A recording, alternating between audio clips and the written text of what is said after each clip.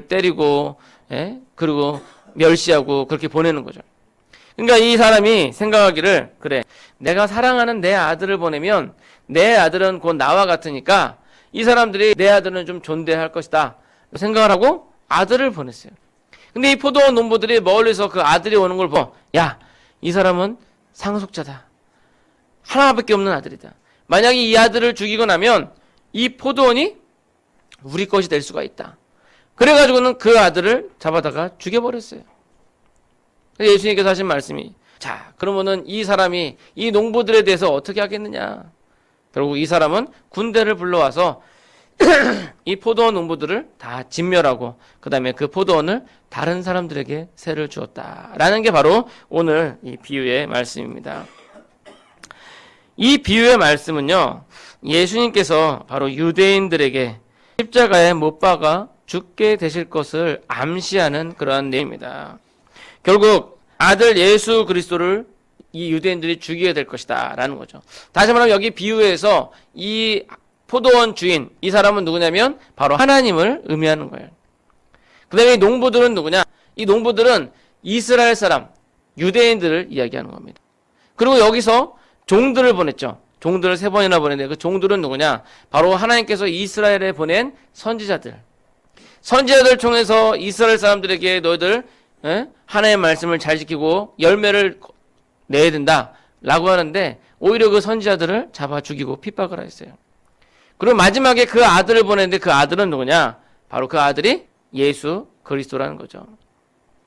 바로 그러한 비유의 말씀인데 결국 그 아들 예수 그리스도를 죽인 유대인들은요, AD 7년경에 로마의 그 타이투스 그 장군이 로마 군대를 이끌고 와가지고 완전히 예루살렘을 점령하는데 그 돌 위에 돌 하나 남지 않도록 싹 다 밀어버렸어요.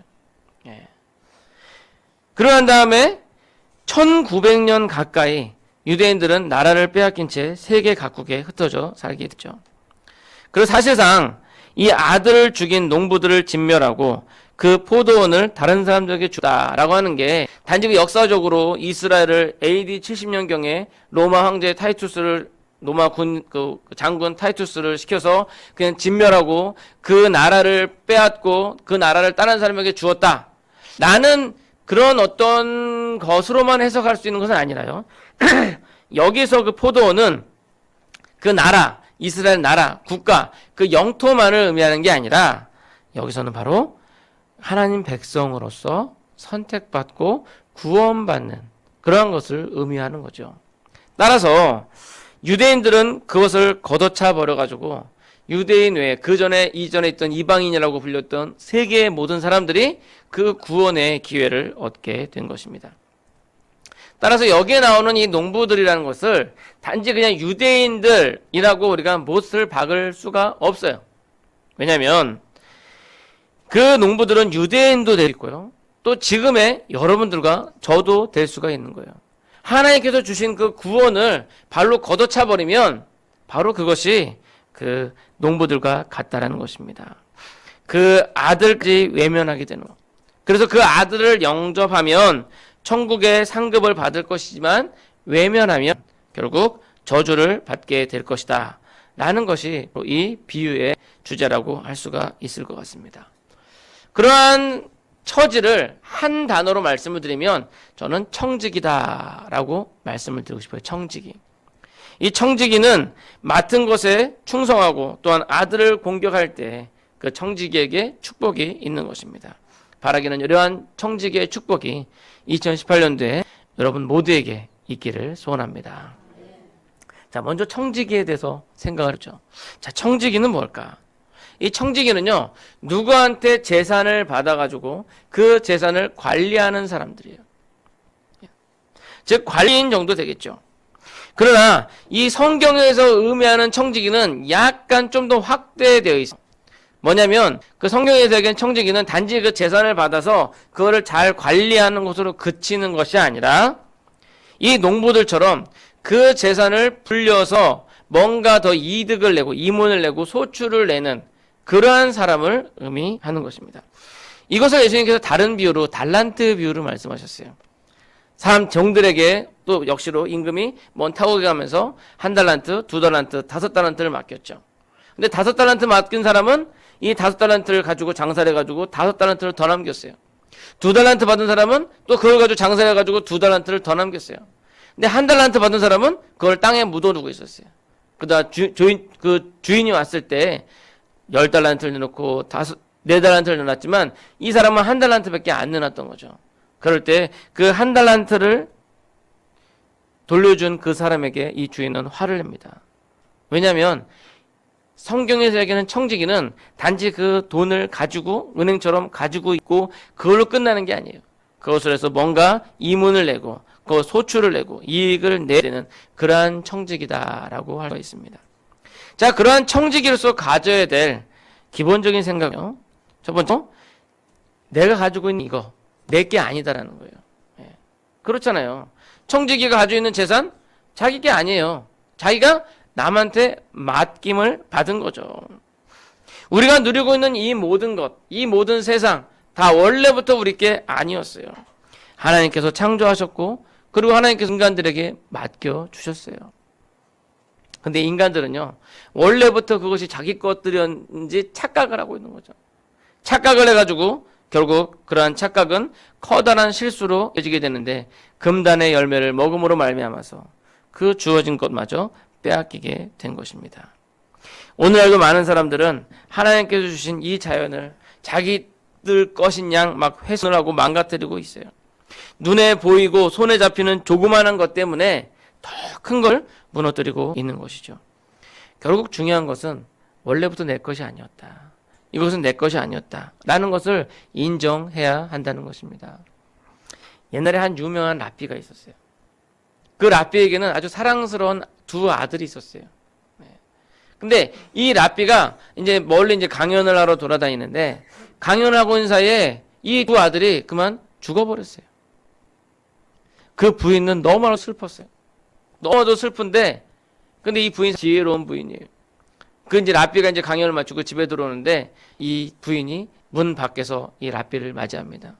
랍비를 맞이하면서 이 부인이 랍비에게 얘기합니다. 여보, 얼마 전에 어떤 사람이 멀리 가면서 나한테 보석 2개를 맡겨놨는데 그 사람이 돌아와서는 이제 돌려달라고 그러네. 어떻게 하면 좋을까? 그 랍비가 얘기하죠. 아니 그게 원래 네 게 아닌데 당연히 돌려줘야지. 뭘 걱정하냐. 얼른 돌려라고. 그렇게 얘기를 하죠. 그러다 이 부인이 그제서 얘기합니다. 여보, 하나님께서 우리에게 맡겨주셨던 귀중한 2 보석을 오늘 다시 가져가셨어요. 사랑하는 아들들을 잃은 슬픔이 컸지만 부활의 신앙을 가진 부부였고 또 청지기라는 개념을 너무 잘 알았던 그런 부부였던 것이죠. 그렇습니다. 우리가 가진 거 사실상 다 우리 게 아니에요. 여러분들의 자녀들도 다 여러분들 게 아니에요. 다 하나님께서 주신 거예요.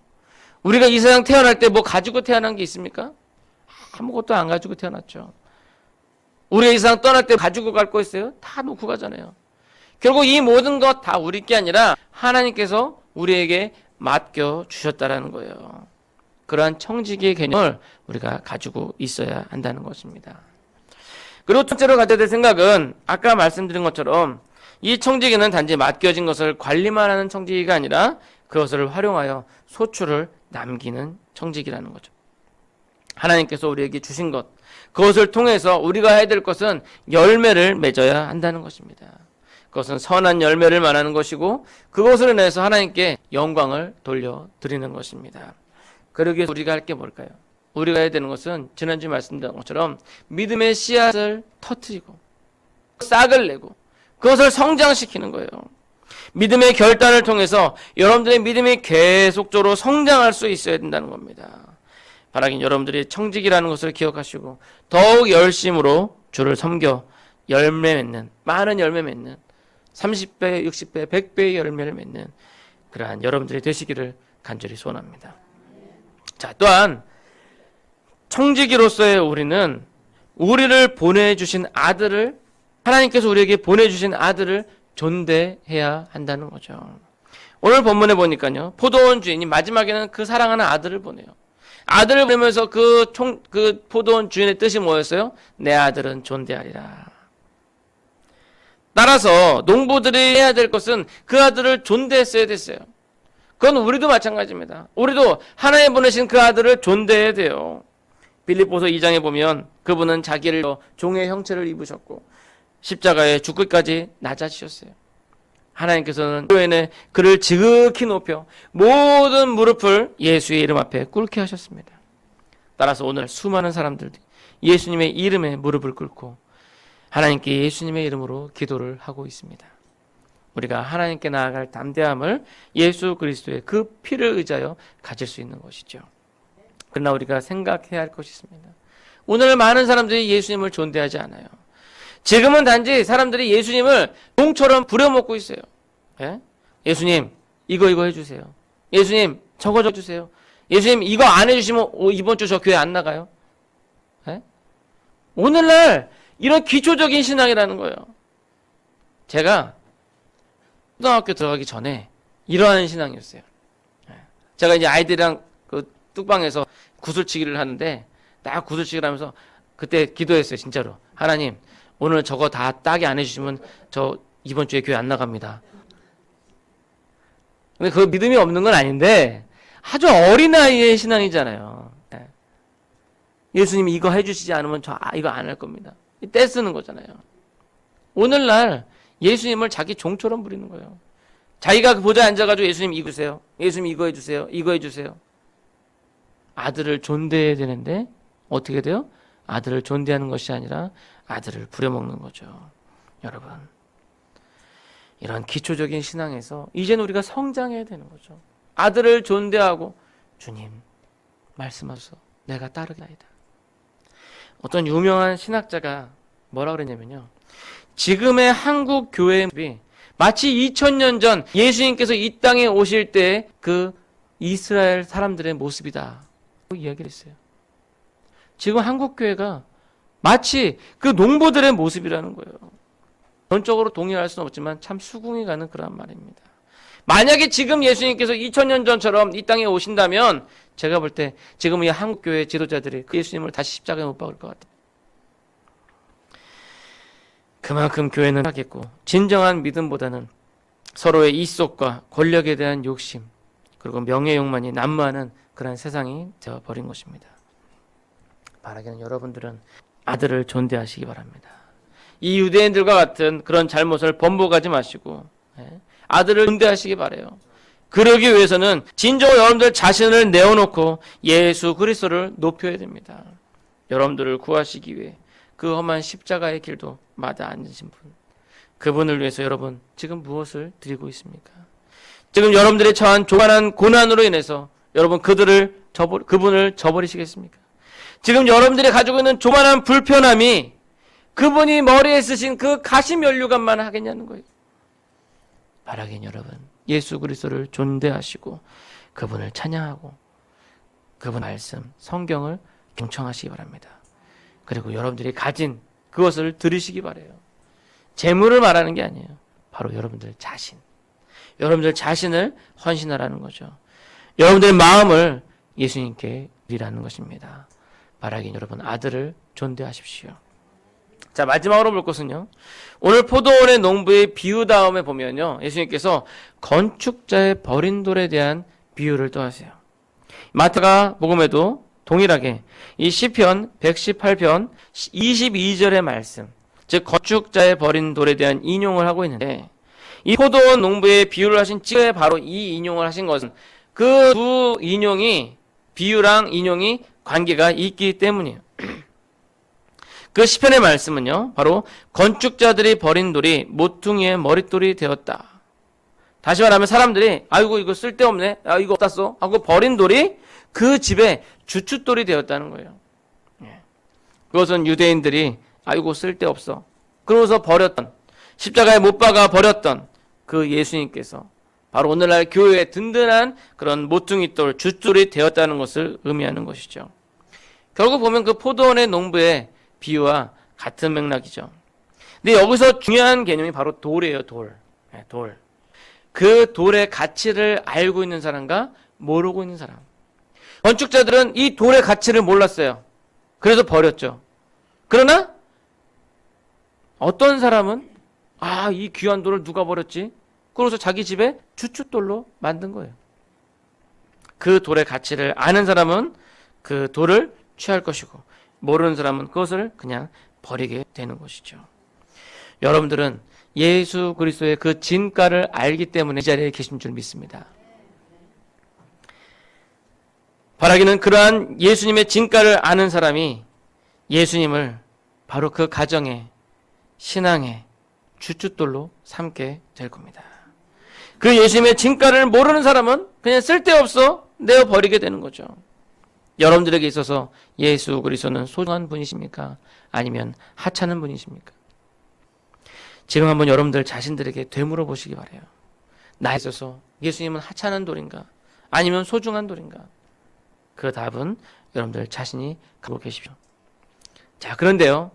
그 답이 무엇이냐에 따라서 여러분들의 인생이 바뀌어지게 돼요. 자, 18절 말씀 한번 다 같이 읽어볼까요? 18절 말씀. 자, 18절. 예, 한번 읽어보겠습니다. 시작. 무릇 이 돌 위에 떨어지는 자는 깨어지겠고 이 돌이 사람 위에 떨어지면 그를 가루로 만들어 흩으리라 하시니라. 예. 자, 보세요. 내가 이 돌을 하찮게 해서 버리면 버린 사람들은 어떻게 되냐면 그 돌이 심판의 도구로 쓰이게 된다는 거예요. 건축가들이 하찮게 여기서 돌을 버렸지만 결국 자신들의 버린 돌에 의해서 깨어지고 부서지고 가루가 되어 흩어지게 된다는 거예요. 실제로 이 돌을 하찮게 여겨 버렸던 이스라엘, 아까 제가 말씀드린 것처럼 깨어지고 부서지고 흩어져서 1900년 동안 나라 없이 그렇게 흩어지게 되었어요. 근데 여기서 심판을 보면 두 가지가 있어요. 하나는 뭐냐면 그 돌이 있고 그 돌에 떨어지면 그 사람이 부서지고 뿐만 아니라 그 사람이 있는데 돌이 그 머리에 떨어져도 이 사람이 부서지는 거죠. 자, 이거 어떻게 보면 이 두 가지의 경우가 약간 다릅니다. 하나는 돌인데 사람이 떨어지는 거예요. 그 뭐냐면 이 돌에 대해서 정면으로 반대하고 대적했던 사람들. 뭐예요? 이스라엘 사람들. 유대인들은 예수님에 대해서 정면으로 대적하고 그래서 예수님을 십자가에 못 박아 죽게 만들었어요. 예. 그들 아주 적극적으로 예수님을 대적했던 거죠. 그러한 사람들이 파멸하게 된다는 거. 이건 벌써 이루어졌죠. 네. 그런데 그 다음 게 중요합니다. 그 다음 게 뭐냐면요. 이 돌이 사람 위에 떨어진다는 거예요. 어떤 사람은 이렇게 얘기합니다. 아니, 나는 아무것도 안 했어요. 나는 아무것도 안 했는데 내가 왜 심판을 받아야 됩니까? 근데 여러분, 아무것도 안 해도 그 돌이 머리에 떨어지게 된다니까요.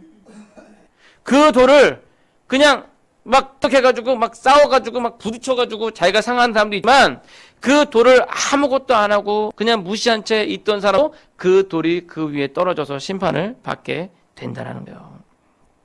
여러분, 그 돌에 대해서 아무것도 하지 않는 것 또한 죄가 되는 것입니다. 여러분들에게 예수 그리스도라는 돌은 과연 인생의 중요한 주춧돌입니까? 아니면 여러분들을 파멸시키는 무기로서의 돌이 될까요? 이 질문에 대한 답도 또한 여러분들이 가지고 계시기 바랍니다. 이제 말씀을 맺고자 합니다. 어떻게 보면 오늘 설교의 마지막 부분은 우리를 아주 엄숙하게 만드는 그런 설교라고 할 수 있겠어요. 그러나 오늘 설교는 사실상 역사적으로 예언이 이루어진 본문이죠. 이스라엘 사람들에게 이미 이루어졌어요. 예수님께서 십자가에 못 박혀 돌아가시기 직전에 자기를 배척하던 유대인들에게 이 포도 농부의 비유를 하셨고 시편을 인용하여서 건축자의 버린 돌들에 대한 인용을 하셨어요. 그리고 그 말씀하신 예언들은 이미 다 성취가 되었습니다. 그런데 중요한 건요. 그 말씀이 단지 유대인들에게만 하신 말씀이 아니라는 거예요. 만약 그 말씀이 유대인들에게만 적용되는 말씀이라면 여기에 기록될 이유가 없죠. 그것은 바로 오늘날 우리에게도 말씀하고 있는 것입니다. 우리에게도 적용할 수가 있다라는 거예요. 그렇다면 우리가 과연 어떻게 해야 할 것이냐? 그것은 역사상에 있는 유대인들과 같은 그러한 과오를 되풀이하지 말아야 한다는 거예요. 이 사람이란 참 건망증이 심해요. 지금 이렇게 당했는데도 나중에 좀 시간 지나면 그거 잊어버리고 똑같은 실수를 되풀이하는 거예요. 따라서 하나님께서 우리에게 말씀을 주시는 건 뭐냐면 계속 이 말씀으로 상기하라는 거예요. 계속 기억하는 겁니다. 여러분, 바라기는 오늘 말씀으로 여러분들의 청직이라는 것을 기억하십시오. 하나님께서 여러분들에게 이 모든 것을 맡기신 것이지 원래부터 여러분들의 것이 아니었다는 것을 기억하십시오. 그건 여러분들의 몸도 마찬가지예요. 맡겨진 자에게 구할 것은 충성이라고 여러분들의 인생 가운데 주어진 사명을 감당하시기 바랍니다. 또한 여러분들이 이 자리에 있는 것도 다 이유가 있는 거예요. 만물이 이유 없이 존재하는 것은 하나도 없습니다. 하나님께서 다 이유 있게 만드셨어요. 우리를 만드사 그 하나님의 뜻을 깨달아 그 열매를 맺음으로 우리는 청지기의 사명을 감당할 수 있는 것입니다. 또한 하나님께서 우리에게 보내신 아들 예수 그리스도를 존대하시기 바랍니다. 그분을 우리를 위해서 그 십자가의 모진 고통을 마다하지 않으셨습니다. 또한 그분을 높이는 것이 중요한 것은요, 하나님께서는 자신을 높이는 사람 또한 높여주십니다. 나를 사랑하는 자들이 나의 사랑을 입을 것이며 나를 간절히 찾는 자가 나를 만날 것이니라. 우리가 아들을 높이면 그 아들이 동시에 우리를 높여주시는 거예요. 예수님의 이름을 높이고 찬양하는 가운데 하나님께서 여러분들 높여주실 줄 믿습니다. 또한 유대인들 같이 이 건축자들 같이 이 돌을 한케 여기지 마시고 여러분들 이 돌을 소중하게 여기셔서 예수님을 여러분들 주님으로 영접하시기 합니다. 여러분들이 그분을 주님으로 영접하시면 그분은 여러분들의 인생의 주춧돌이 되어 주실 것입니다. 그러나 여러분들이 그분을 하찮게 여기면 이제는 그 돌이 여러분들의 머리를 치는 심판의 돌이 될 것입니다. 바로 예수님을 귀히 여겨 여러분들의 인생과 또한 내 생에서의 복이 여러분들에게 주어지기를 간절히 소원합니다. 기도하시겠습니다. 사랑의 하나님,